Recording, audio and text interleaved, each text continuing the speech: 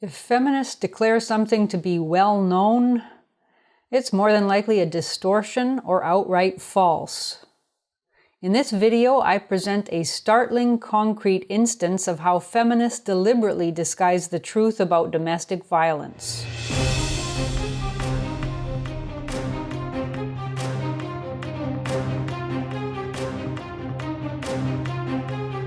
As countries around the world mandate shelter-in-place or lockdown measures in response to COVID-19, we have heard a predictable claim from feminist activists who allege that violence against women has increased during the pandemic and that it is exacerbated by the fact that female victims, quote, have no escape from their abusers during quarantine, end quote.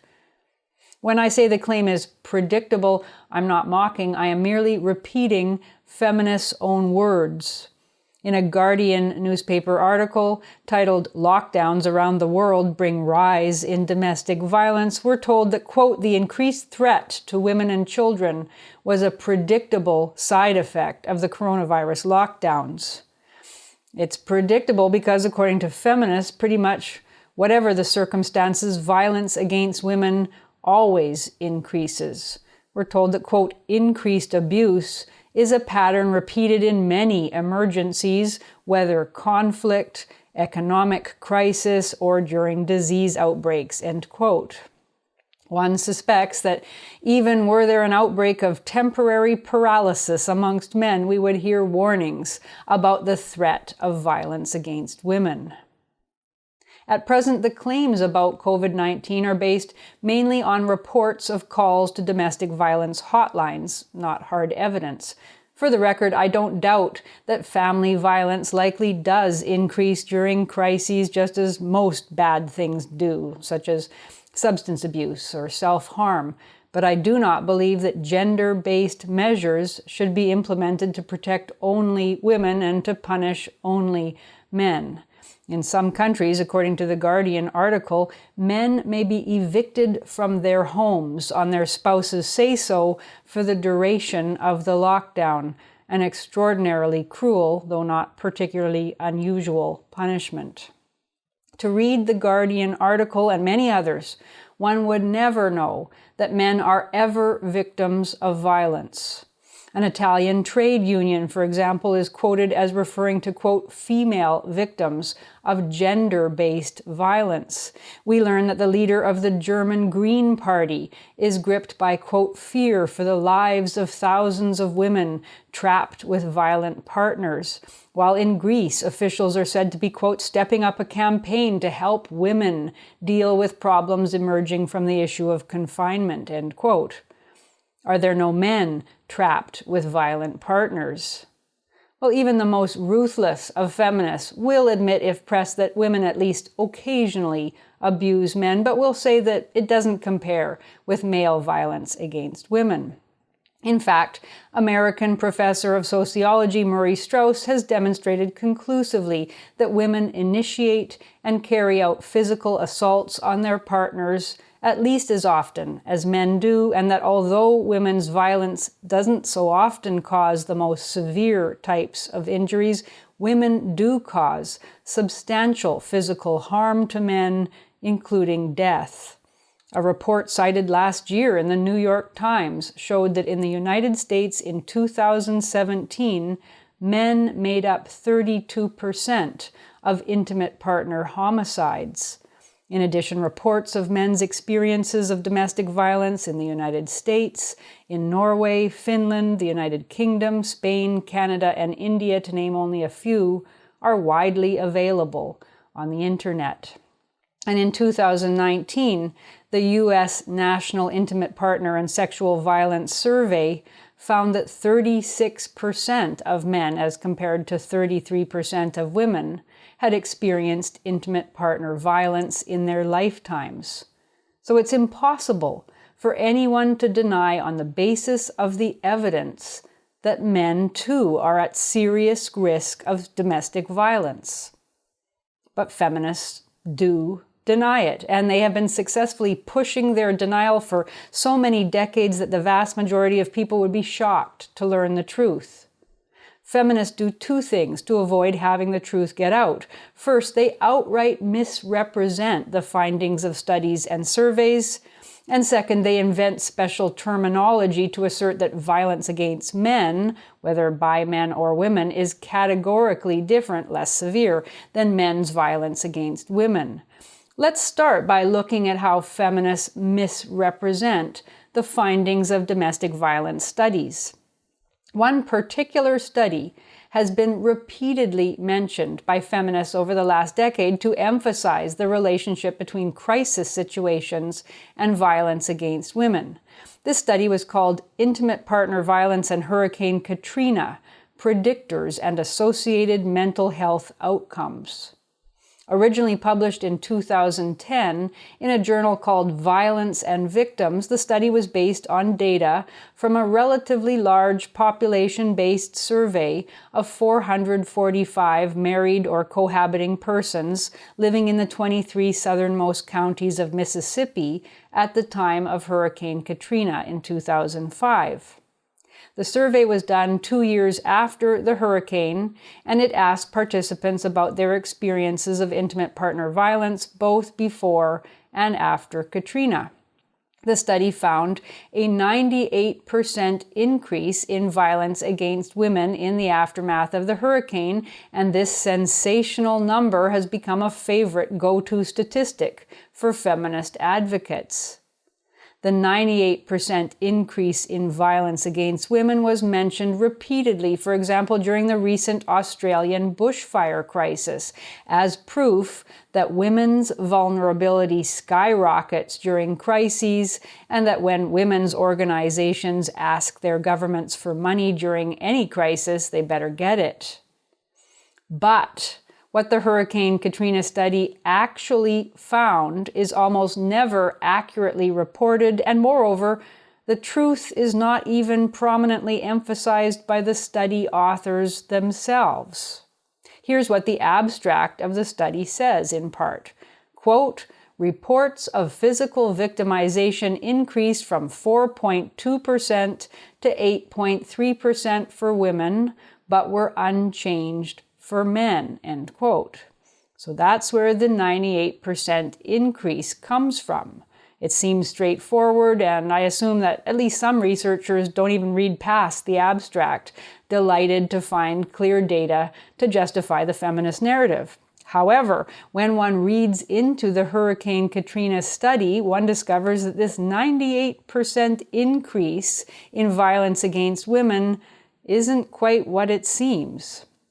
According to the study, 11 women, 4.2% of the total surveyed, had reported physical violence before the hurricane, and 17 women, which is listed as 8.3% of the total surveyed, reported violence after the hurricane. I don't see how that's a 98% increase. To me, it looks like an increase of 54.5%. But I will accept that it's an increase. With such relatively small numbers, even an increase of 2 or 3 accounts of violence would have translated into a very large-sounding percentage increase. And we don't know much about what kind of violence is being reported. According to the study, violence could include any of hitting, slapping, shoving, punching, and/or throwing objects. And it's impossible to determine from the survey data the severity of the violence. Throwing a magazine is clearly not of the same magnitude as throwing a heavy glass object, just as a restrained shove doesn't compare to a punch in the face. So without far more knowledge of the alleged incidents and their context, it's really impossible to know what to make of the statistical spike. But even more interesting is the abstract statement about reports of physical victimization remaining unchanged for men. Most people reading that statement would likely assume that the number of men reporting violence was lower than the number of women, both before and after Hurricane Katrina. But that would be wrong, because the body of the study reveals that actually the number of men reporting violence was higher than the number of women, a fact never mentioned in any of the feminist articles and reports I've looked at. The study tells us that 18 men, 11.7% of the total surveyed, reported experiencing physical violence in the 6 months before the hurricane, compared with 21 men, said to be 10%, following the hurricane. Again, I don't quite understand the numbers. I'm not sure why the evident increase in the number of men reporting violence was stated in the abstract to be unchanged. Clearly, 21 men is a higher number than 18, and it's also not clear to me why the larger number of men reporting physical violence after the hurricane is represented as making up a smaller percentage. But what is undeniable here is that the study results completely undermine the feminist narrative of exclusively male perpetrator and female victim. More men than women reported physical victimization before Hurricane Katrina, and more men than women reported physical victimization after. And this is a staggering omission. So much for the gendered impact of natural disasters. For feminists, of course, gendered impact is always code for women more affected. And this is the second feminist strategy used to buttress outright misrepresentation, the use of elaborate feminist terminology to create a totally gynocentric lens on the world. When you see a phrase like gender-based violence, know that you have entered a twilight zone of obfuscation and denial. According to a Canadian government website, gender-based violence is, quote, violence that is committed against someone based on their gender identity, gender expression, or perceived gender, end quote. Only someone trained in gender studies could have written this meaningless statement, which implies that the violence is somehow caused by the fact of the person's gender, a claim that is conveniently both totally unverifiable and unfalsifiable. What is implied here and in the discussion that follows is that violence, when it is directed against women, as well as against members of LGBTQ groups, isn't ordinary violence. It's only ordinary violence when it is directed against heterosexual men.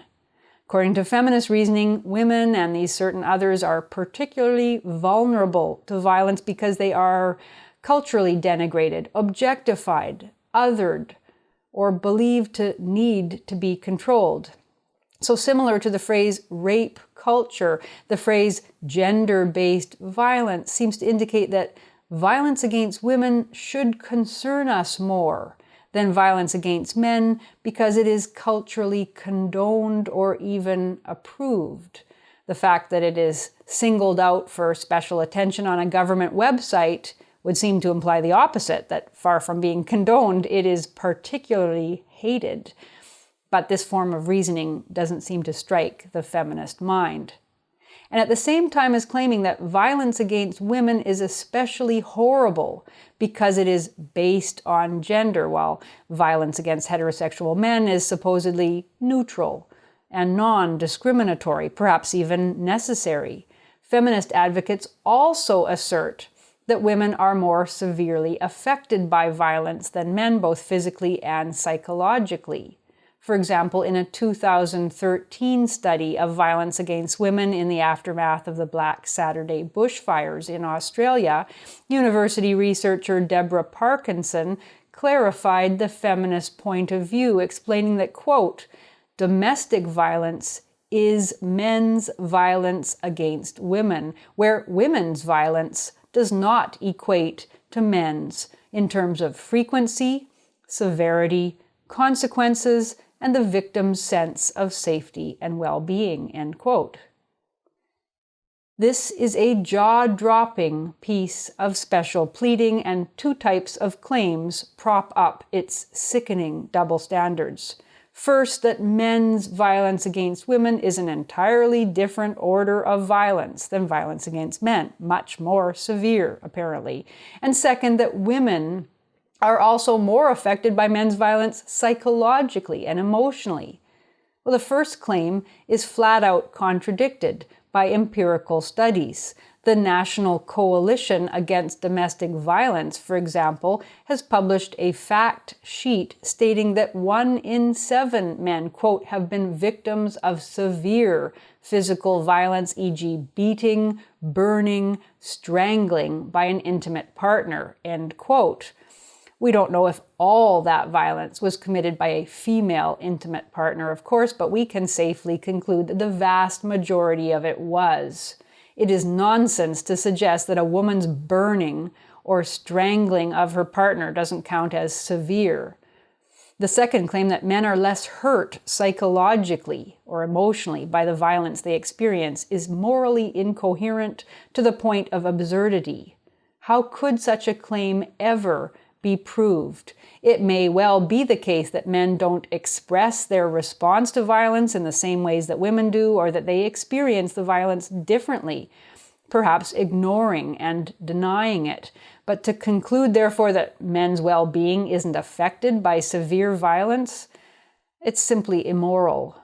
Only a belief that men are actually not quite human could justify such reasoning.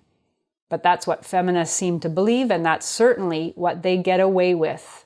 And it's long past time that these researchers and advocates were forced to answer for their dishonesty and their bigotry. In conclusion, reliable studies show that men are physically assaulted in the home at approximately the same rate as women, and that a not insignificant portion of men, though a smaller portion than women, experience severe abuse and death. And yet feminists around the world, as shown clearly in the Guardian article and elsewhere, don't consider men worthy of concern and tell lies to justify their indifference. And the only thing more repugnant than that is the very large number of non-feminist men and women who have allowed such dangerous ideologues to take control of journalism, policing, and the judiciary.